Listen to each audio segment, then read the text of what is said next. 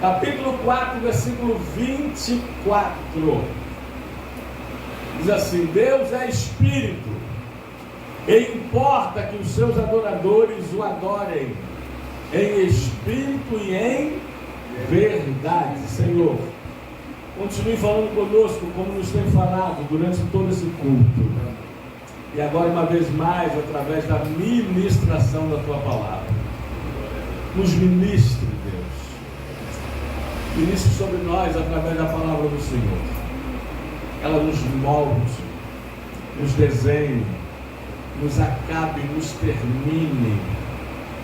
Que a Tua palavra, Senhor, tire de nós tudo que não provém de Ti, tudo que afronta a Tua santidade. Que a Tua palavra arranque de nós com raiz e tudo aquilo que tenta nos atrapalhar de servir mais e melhor.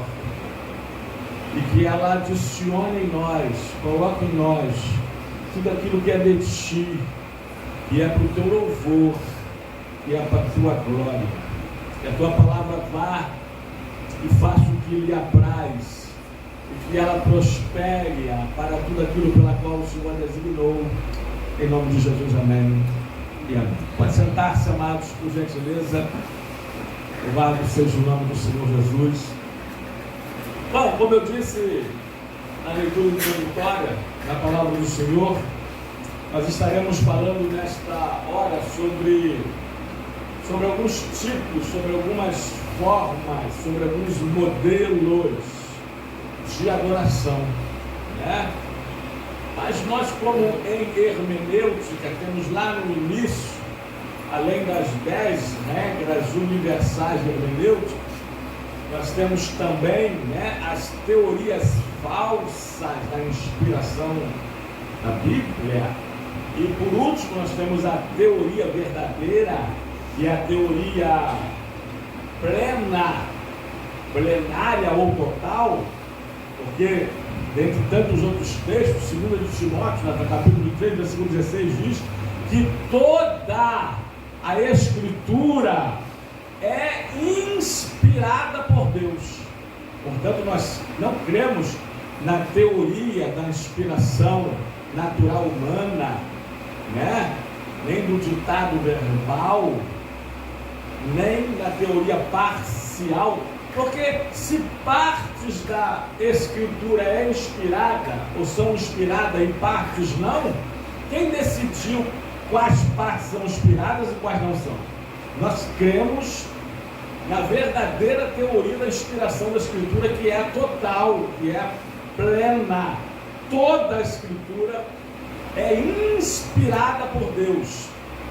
Se Deus mesmo a escrevesse com o próprio dedo, como Ele escreveu por pelo menos 4 vezes, registrado nas Escrituras, os 10 mandamentos, aí Moisés se enfezou com o povo quando desceu do monte de Deus, o monte Horebe e no monte Sião, e quebrou as tábuas de pedra com os 10 mandamentos, 5 em cada, e ele voltou e Deus escreveu de novo. Então Deus escreve 2 vezes. Depois em Daniel 5, né? Estava lá, acho que o neto de Nabucodonosor, né? Beltesazar era o nome que deram a Daniel, né? Na festa, bebendo vinhos com as taças do templo do Senhor que foram retirados, foram tomados, e Deus então escreve na parede. Vocês lembram disso? Tekel, Persel, assim, né? Deus escreve com o próprio dedo. É outra, no Novo Testamento, você sabe onde está? Então, João, capítulo de número 8, versículo de 1 a 11, os judeus pegaram uma mulher no próprio ato do adultério. Aliás, se pegaram ela no ato do adultério, tinha que levar também um homem, não é isso? Liberaram o homem. Provavelmente ele estava lá também por trás de alguns com uma pedra para tacar nela. Enquanto eles o acusavam, Jesus, que é Deus, escrevia escrevia com o dedo no chão. Ninguém sabe o que ele escrevia. Alguns dizem, eu já vi os comentários os mais variados possíveis, que ele escrevia o pecado de cada um deles, o maior pecado de cada um, que ele escrevia o nome de cada um deles, que ele escrevia os pecados dela e na areia para depois apagar. Ninguém sabe, mas Deus escreveu por pelo menos 4 vezes com os seus próprios dedos, e registrado está isso nas Escrituras. Mas se Deus escrevesse de próprio punho toda a Escritura, todos os 66 livros, como estão divididos e classificados hoje, todos os 1189 capítulos, todos os 31.173 versículos, se Deus mesmo escrevesse, ela não seria mais inspirada do que é. Amém, amados? Porque toda a Escritura é inspirada por Deus. Bom, mas nós queremos falar nessa noite sobre algumas adorações errôneas, erradas, e sobre a verdadeira adoração, que vocês sabem qual é. Agora vamos trazer alguns detalhes de como ela é, ou pelo menos deveria ser. Bom, Jesus passava por Samaria. Vocês querem ouvir uma mensagem tremenda, uma das melhores que eu já ouvi de Samaria? Aliás, eu e Tânia, ao ouvirmos pessoalmente, nós estávamos lá, na Isla Vec, de Foz do Iguaçu ou de Águas de Lindóia, aonde o pastor americano, Águas de Lindóia, T.D. Jackson, pregou sobre, se não me falha a memória, o título é Passando por Samaria. E Jesus passando por Samaria para Sicar, à beira do poço de Jacó. E seu pai, porque Isaac, que era cavador de poços, deixara para o seu filho. E ele ali diz para a mulher que tinha sede. Aliás, ele fala isso também em uma das 7 palavras da cruz: tenho sede. E aquela mulher lhe diz: eu estou lá pelos 6, 7, 8. Como pode tu, judeu, pedir de beber a mim, sua mulher samaritana? Porque os judeus não se dão com os samaritanos, né? E tu não tem a caçamba, né? Como vai tirá-la? Porque Jesus disse: mulher, se bebesses a água que eu lhe der, né? Aí lá para o 9, Natan, e depois o 10, Jesus fala assim: mulher, se conheceras o dom de Deus e quem é o que te pede, dai-me de beber, tu me pedirias, e eu te darias a água viva. Aí, eu vou resumir, Jesus chegou para a mulher e falou: mulher, chama o teu marido, vem cá. E ela falou assim: Senhor, não tenho marido. Aí Jesus falou assim: bem disseste. E lembrei de algumas pessoas agora, mas deixa para lá.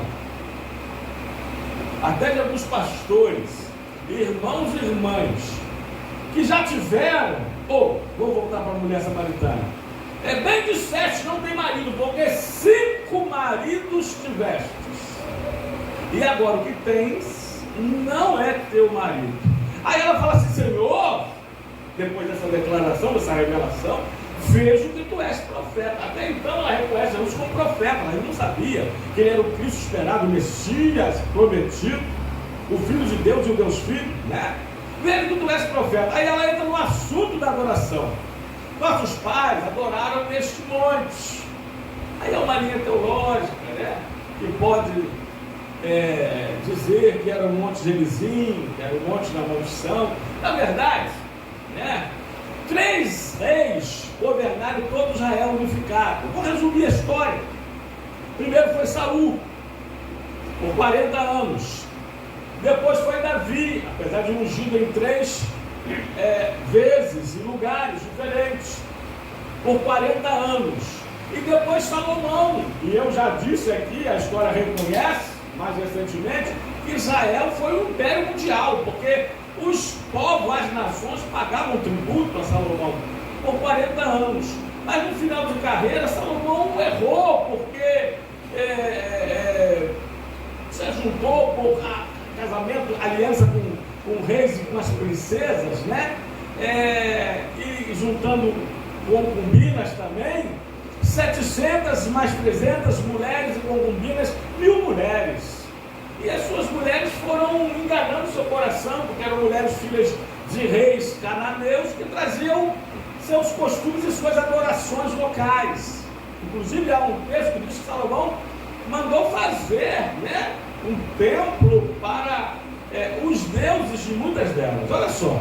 E então, a partir daí, do filho de Salomão, Roboão, aí nós temos Adonias, conhecemos a história, dentro de um reino, o reino se divide, e Jeroboão separa-se das tribos do sul, que é chamado de Judá, porque era Judá e Benjamim, das tribos do norte, as 10 tribos. Lembrando que Levi, né, foi separado para o sacerdócio, a tribo de Levi, e então José, né, tem o seu nome retirado e coloca os 2 filhos dele. Aliás, Jacó chama os filhos de José para nos abençoar de meus filhos. Então fica Manassés e Efraim, dentre as 10 tribos do norte. Se separam. Só que o templo de Salomão estava em Jerusalém, na Judéia, em Judá, que era a tribo do sul, Judá e Benjamim. Eita! E Jeroboão, para que os da tribo do norte, chamado Israel, não descessem para a capital religiosa, para o centro de adoração que era no templo, ele fez lá, né, um lugar de adoração. Bom, muito bem. Aí, para resumir a história, em 721 a 722, Israel, quando as tribos das 10 tribos do norte, foi levada cativo pelos assírios. Só que os assírios tinham um costume, eles misturavam os povos para eles perderem a sua nacionalidade, a sua identidade, a sua cultura. E fizeram isso lá em Samaria, a capital do Reino do Norte.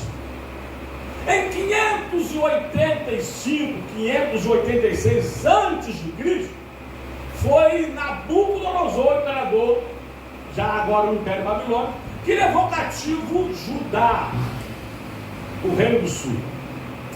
Então, voltando a Samaria, havia ali uma mistura de povos, e eles perderam a identidade israelita. Por isso que os judeus não se davam, principalmente por isso, originalmente por isso, com os samaritanos, porque eles haviam perdido a identidade, haviam se misturado.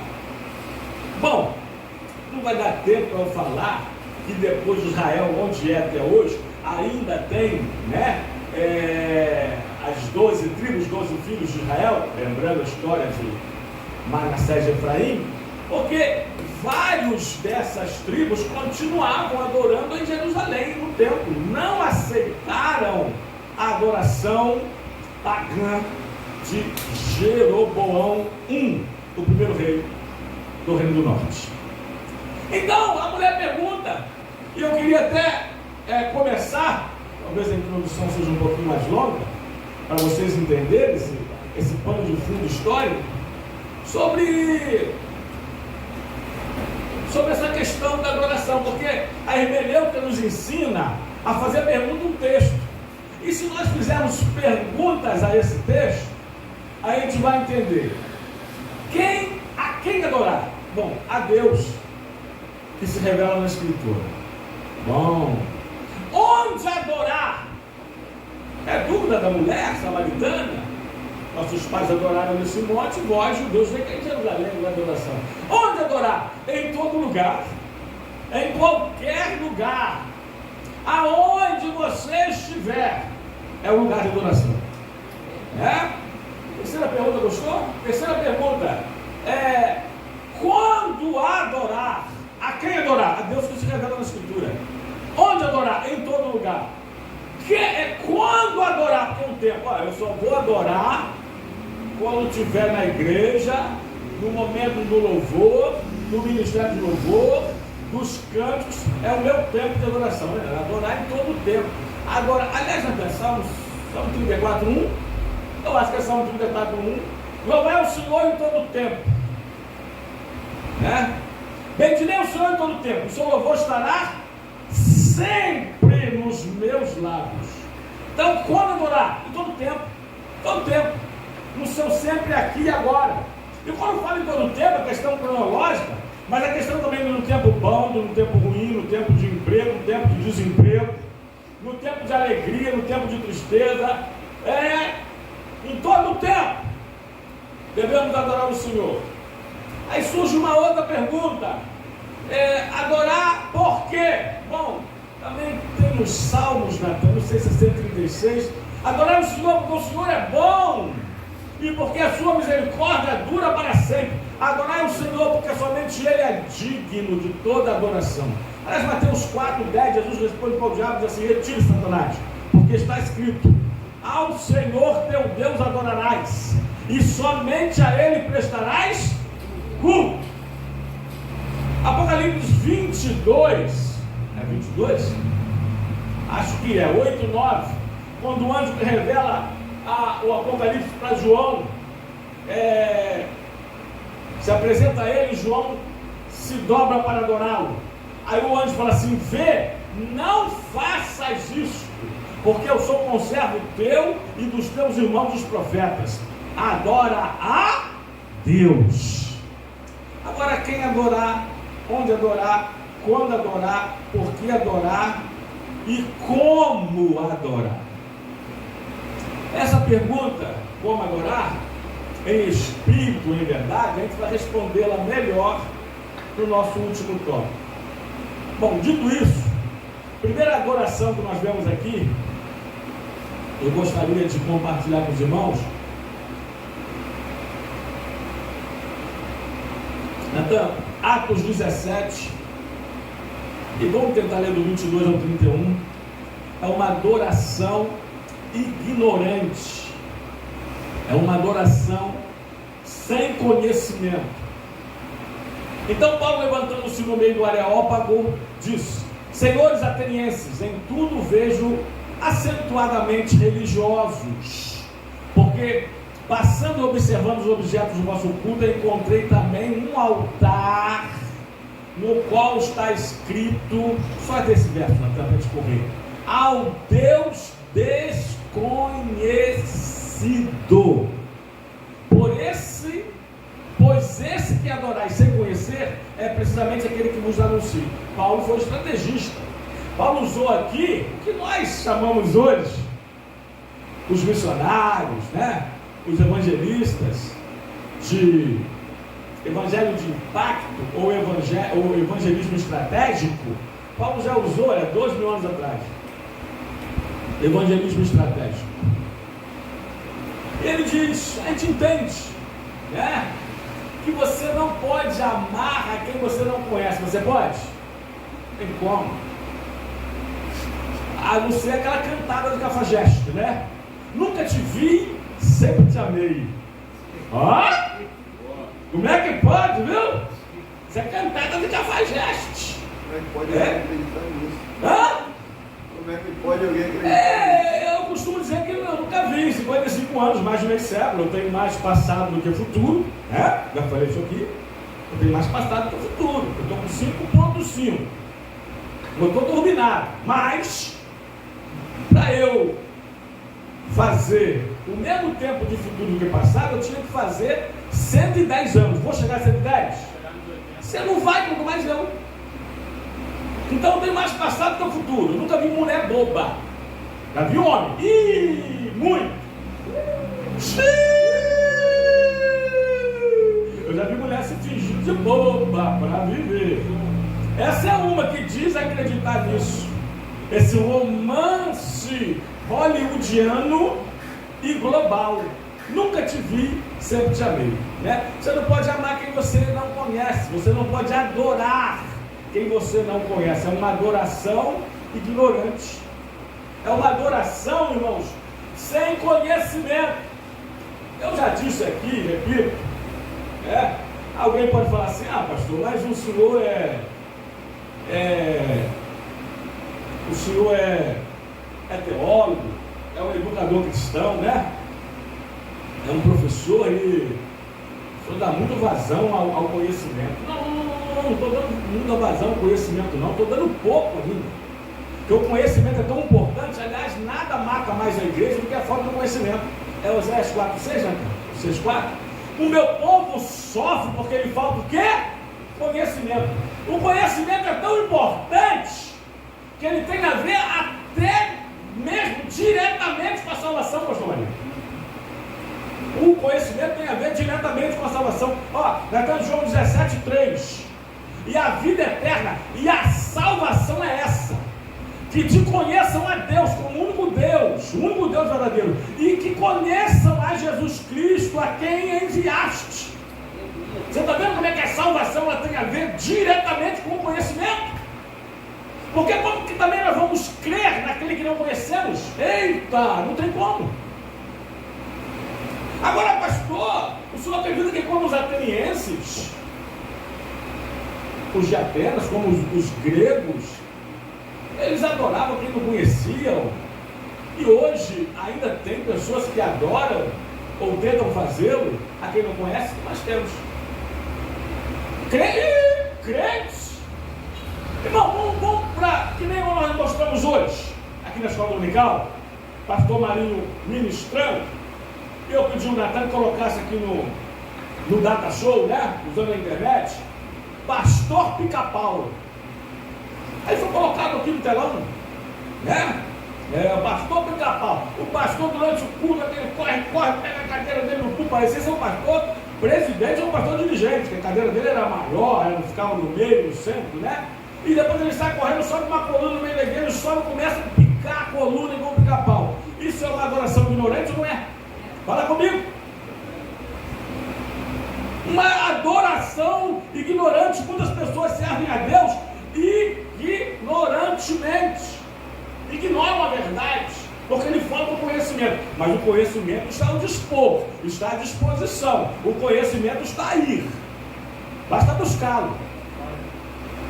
Ouvi uma pesquisa, eu quero crer que seja verdade, que hoje um menino na cidade grande, com internet, com 8 anos de idade, tem mais informação, não falei conhecimento, tem mais informação do que os imperadores, do que os Césares, do que os imperadores romanos. Então olha só, ignoram. Não, vamos ser sinceros? Vamos lá. O culto do reteté é uma adoração ignorante ou não é? Mas é lógico que é. Pastor Marinho hoje falou, Romanos 12, 1 e 2, que o culto ele deve ser racional. Perdão. Não deve ser emocional, ou emocionalista, ou até emocionante. O culto é racional, com razão, com raciocínio, com conhecimento. Então esses cultos que nós estamos vendo por aí, que geralmente não tem pregação, explanação, explicação da palavra, são culto ao Deus desconhecido. É uma adoração ignorante. Mas nós precisamos correr. Deus precisa ser adorado de forma correta, não de forma errada, não de forma ignorante. E deixa eu trazer um acréscimo aqui. Alguns deles, amados, com todo amor e carinho eu falo isso, podem ter até zelo por Deus, que nem Paulo falou com relação a Israel. Romanos, os 3 capítulos de Romanos que ele fala sobre Israel, Romanos 9, 10 e 11. Eles têm zelo por Deus, porém sem o quê? Sem o quê? Alguém lembra? Eita, Natan. Bota aí. É Romanos, sem entendimento, pastor Marinho não podia, porque é universitário, né? Procura aí, Natan. Eles têm até zelo por Deus, porém sem entendimento, sem conhecimento. Olha a importância do conhecimento. O conhecimento é tão importante, e principalmente o conhecimento bíblico, que até como orar nós aprendemos na palavra, para não errar errado. Para não errar errado, para não orar errado. Romanos 10, 2. Porque eles dão testemunho de que eles têm até zelo por Deus, porém não com entendimento. Viu? Segundo lugar, segundo tipo de adoração, então descarte a primeira. Procure conhecimento, conhecer a Deus e conhecer como adorar. para você não cair no erro desses crentes que adoram ignorantemente. Aí vão adorar na emoção, não na razão, né? E vão fazer essas aberrações que nós não precisamos falar aqui, que é só você botar lá no YouTube, ó, aberrações nos cultos evangélicos, que vocês vão ver. Coisas piores do que essa do pastor Pica-Pau. Muito piores, isso não é nada. Porque são adorações ou uma adoração entre ato e ignorante. Em segundo lugar, nós temos aqui uma vã adoração. Coloca aí na tela. Mateus 15, 1 a 9. Vamos ver se vamos conseguir ler esses 9 capítulos, versículos. Então vieram de Jerusalém a Jesus alguns fariseus e escribas e perguntaram: por que transgride os teus discípulos a tradição dos ancianos? Deixa eu falar aqui uma coisa para vocês. Ó, cuidado. Vamos diferenciar tradição de tradicionalismo. A tradição é a fé viva dos que já morreram, mas o tradicionalismo é a fé morta dos que estão vivendo. Grave isso, nunca esqueça. Vou repetir. A tradição, até porque Paulo fala que as más conversações corrompem os bons costumes. A tradição é a fé viva dos que já morreram. Mas o tradicionalismo é a fé morta dos que estão vivendo. Cabe isso aqui. Eu vi de uma história que tinha um diácono antigo e idoso na igreja, por nome de Marcos. E ele ficava em pé, o pastor falou, ele já tinha mais de 80 anos, ele precisa sentar. Como os nossos porteiros aqui estão sentados, ó. Aí, botaram uma cadeira, mas mesmo na cadeira ele estava muito idoso e cansado, 80 e poucos anos. Aí numa reunião, o pastor, ele já estava conversando com a sua diretoria, numa reunião de obreiros, o pastor botou na pauta o desejo de consagrar o diácono Marcos, estão ouvindo, amados? Ao presbitério, para trazê-lo ao púlpito, para ele ficar sentado no púlpito, né? Bem que às vezes você perde um diácono e não ganha um presbítero, né? Se bem que às vezes você coloca alguém no púlpito só para enfeite de púlpito. Não vou pedir perdão pela minha sinceridade. Bom, aí um irmão também, antigo na igreja, tradicionalista, né? Eu não sei se esse irmão, qual cargo ele era, mas ou era resistir aos diáconos, eles fugiam de voz, ou ele era um presbiterossauro, ou ele era um pastor ou um pastoso. Porque ele diz assim: não, pastor, a gente não pode tirar o diácono Marcos da porta, porque a Bíblia está escrito que não removais os marcos antigos. Vocês estão aí? Não removais os marcos antigos. Meu Deus do céu. Está vendo a diferença de tradição para tradicionalismo? Continuemos até. Pois não lavam as mãos, olhem os rituais, quando comem. Ele, porém, lhe respondeu: por que transgredis vós também o mandamento de Deus por causa da vossa tradição? Porque Deus ordenou: honra teu pai e a tua mãe, e quem maldisser seu pai ou sua mãe seja punido de morte. Mas vós dizeis: se alguém disser a seu pai ou sua mãe, é oferta ao Senhor aquilo que poderias aproveitar de mim, esse jamais honrará seu pai ou sua mãe, e assim invalidastes a palavra de Deus por causa da vossa tradição. Jesus está falando aqui que a palavra de Deus é incomparável e nem se compara com a tradição. E tem uma igreja aí, aliás, não tem só uma igreja aí não, tá? Tem muitas igrejas aí que a tradição vale mais que a escritura. Eita! Aí Jesus continua e diz assim: hipócritas, Bem profetizou Isaías a vosso respeito, dizendo: este povo honra-me com os lábios, mas o seu coração está longe de mim, e em vão me adoram, ensinando doutrinas que são preceitos de homens. Mas então o que é adoração vã? Ou vã adoração? É uma adoração presa ao farisaísmo, à religiosidade. É uma adoração presa aos rituais, às liturgias do culto. Graças a Deus, irmãos. Eu conheço igreja.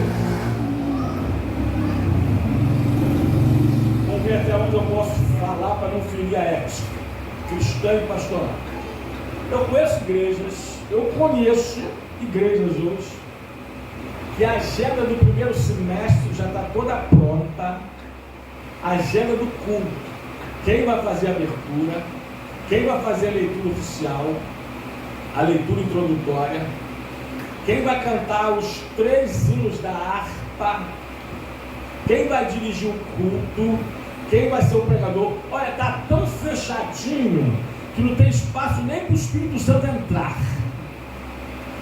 É uma adoração presa ao tradicionalismo, à religiosidade, a pregação, a adoração, ela deve chegar nisso aqui. A adoração, ela deve quebrar protocolos, rituais ou ritualismos.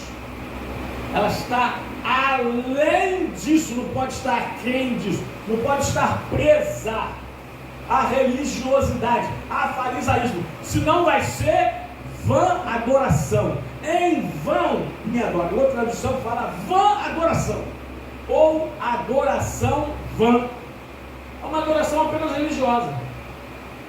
Quer ver uma coisa, irmãos? Quer ver uma coisa?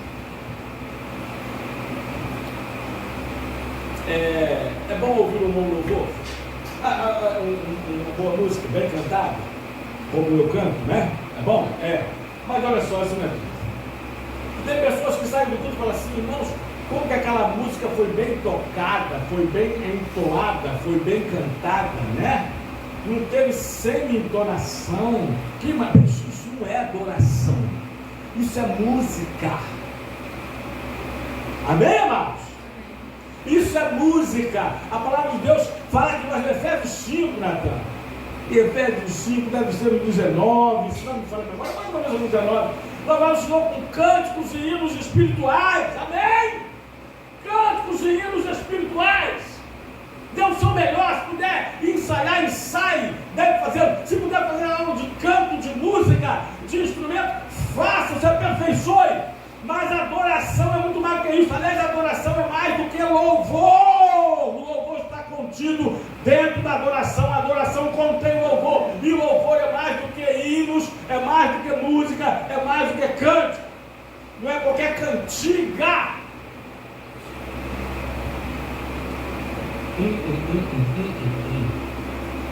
Você pode botar aqui o Pavarotti. Você pode botar aqui... Eita, tá difícil de ver hoje quem canta. Roberto Carlos, né? Pode botar aqui. Cantor ou quase perfeitamente bem.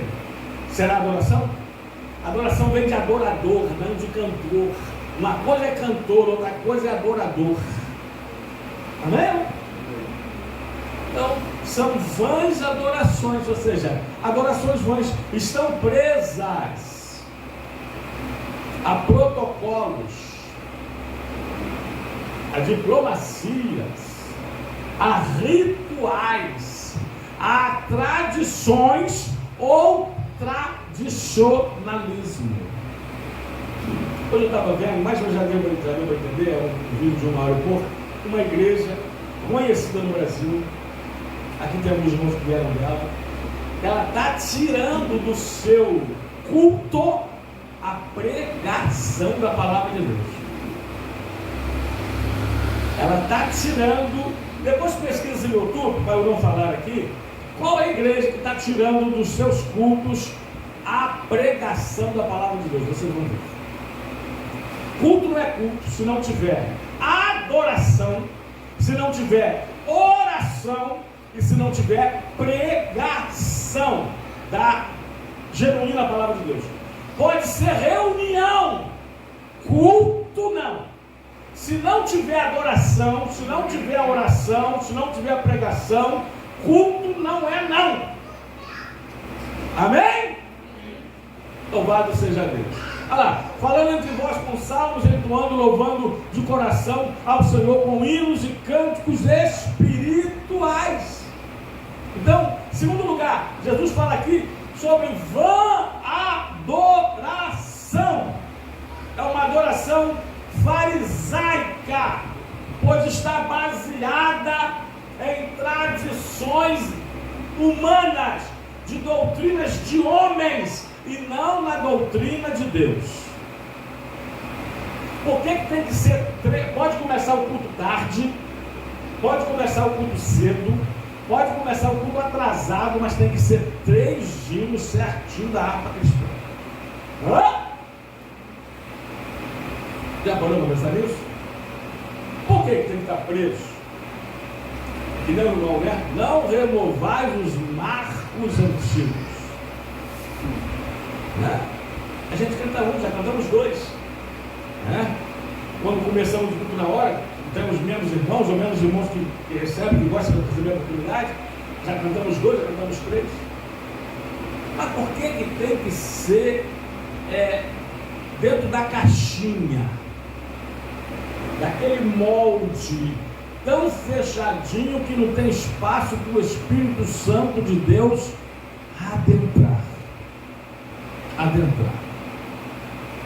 Terceiro lugar, Natan, coloca aí por mim, por gentileza, adoração imposta. Colossenses 2, 20 a 23. Adoração obrigatória, adoração mandada. Eu gosto muito do pastor Marinho, ele fala a diferença do que é proposto para o que é imposto. Imposto não é bom. Vocês gostam de imposto? Agora o imposto aumentou sobre tudo, né? Faz o L, vai pagar mais imposto ainda. O nome já diz, é imposto. Eu tenho tratado algumas pessoas, em alguns casos, eu tenho visto, né, que algumas atitudes precisam ser tomadas pelas pessoas, porque você precisa decidir, porque quando você não decide, tem sempre alguém decidindo por você, né? E a indecisão é a pior decisão, porque você decidiu não decidir. Aí eu falo assim, por que você não propõe? Porque uma coisa é impor, outra coisa é propor, né? Aliás, é uma das coisas que os maridos precisam aprender a fazer. Porque tem maridos, principalmente esses fariseus, machistas, que impõem, né? Eu sou o cabeça, né? Eu que mando, eu vou impor. Propõe. Mesma coisa a esposa. Tem mulher também que a gente sabe que é sargentona, que canta de galo no terreiro.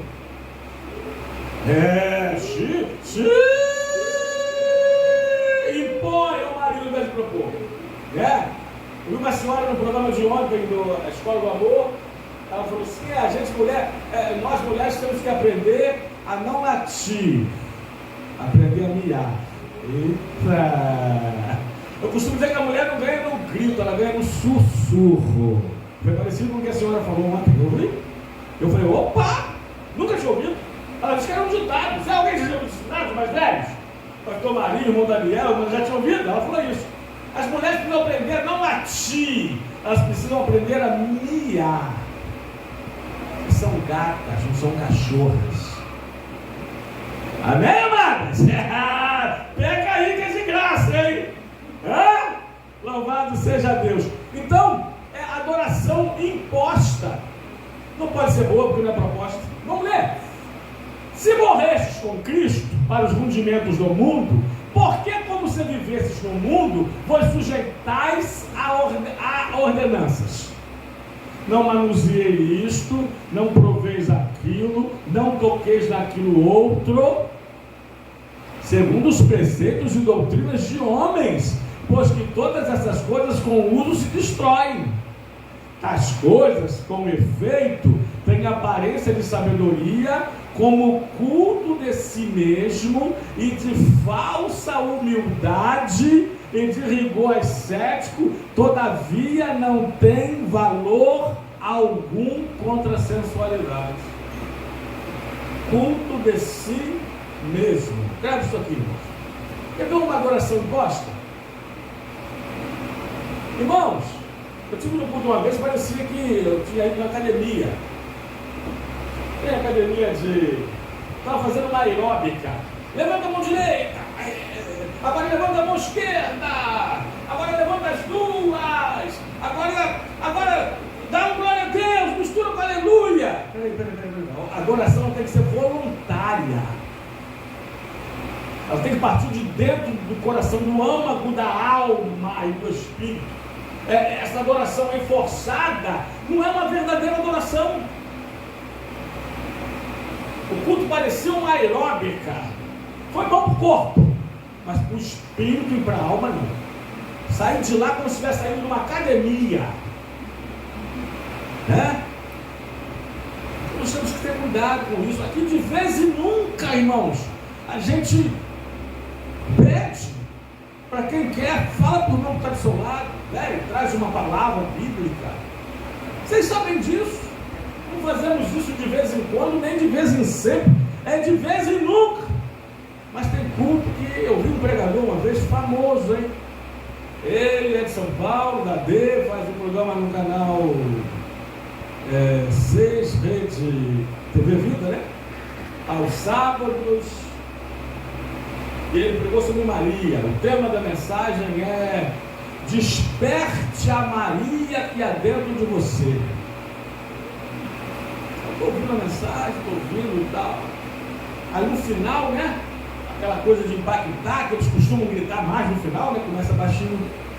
Diletos e seletos, irmãos em Cristo, paz do nosso Senhor. Aí no final, é assim, né? Conversa normal, conversando após o culto, ou antes dele, na rua, se encontra, né? Ele mesmo nível, né? Aí eu estou ouvindo, quase no final, ele olha para o irmão que está do seu lado e diz para ele assim. Aí a câmera é uma igreja grande, uma nave, uma igreja gigantesca, né? Um negão assim, igual Orlando, o senhor de Solana. Como é que o outro do lado dele vai dizer assim para ele: desperte a Maria que é dentro de você? Hã? Não cabe, irmãos. Não cabe. Se eu falar para a irmã Maria, né, lá atrás, quase no final, falar assim para ela: desperte a Maria que está dentro de você, amém! Eu chegar para o pastor Maria, um pastor com 72 anos, parece não, parece? Parece bem mais, né? Parece bem menos, verdade. Chegava o pastor Marinho, desperte essa Maria que está dentro de você. Irmão, não cabe. Tiago lá atrás, né? Não cabe, irmãos. Não dá. Né? Aí é uma forçação. Você não quer bater palma, não bata. Você não quer levantar a mão, não levante. Você não quer gritar, não grite. Você não quer dizer, não quer falar glória a Deus, aleluia, não fale. Escute, irmãos. Há crentes tradicionais que são mais adoradores que muitos pentecostais. Já falamos disso aqui. Joga duas latas, uma vazia, uma cheia, morro abaixo. Qual que vai fazer mais barulho? A vazia. Nem sempre barulho é sinal de que você está cheio. Você pode estar fazendo barulho e estar vazio. Adoração forçada. Uma coisa você pode até incentivar, né?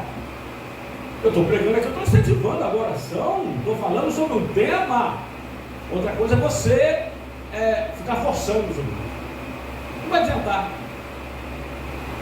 A adoração, primeiro, ela é individual, particular e pessoal. Mas então, o culto é coletivo? O culto é coletivo. Mas a adoração não. Grave isso aqui. Dentro de um culto coletivo, grave isso aqui. Deus está recebendo a adoração individual de cada um. Eu já contei uma história aqui que eu nunca esqueci. Você tem 30, vai fazer 30 anos essa história. Por que eu tenho 30 anos? A idade não é ela. Perdão, de repente 30. Tem 29 anos, ela tinha um aninho. E na área não parava no colo de ninguém. Ela se jogava, ela mergulhava no colo. Todo mundo pegava na ela, todo mundo gostava. Tinha umas que mais gostavam, né? E vieram também as que gostavam mais. Aí acabou o culto, procurar a Nayara para ir embora. Uma igreja que foi apelidada de igrejão, vocês conhecem, né? Aí, cadê Nayara? Aí tinha aqueles grupinhos pós-culto. Aqui não tem isso. Mas cuidado com grupinhos pós-cultos. Teve uma fase da minha vida que acabou o culto, bênção apostólica, caminho de casa.